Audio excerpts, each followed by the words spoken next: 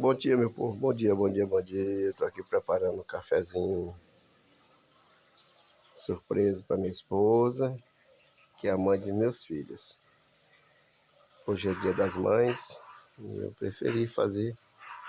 É bem simples, né? Bem simples, mas de todo o coração.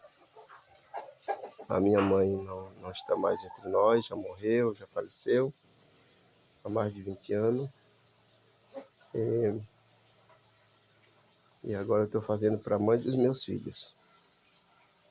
Comente aí nos comentários se ela merece, se as mães merecem hoje ou não merecem. Porque a minha merece, viu? Estou fazendo aqui porque ela merece. A minha esposa, a mãe dos meus filhos. Tá bom? E se minha mãe tivesse vivo, fazia também com todo prazer. Bom, comente aí nos comentários se elas merecem. Faça para sua esposa, faça para sua mãe, com todo amor e carinho, que elas merecem.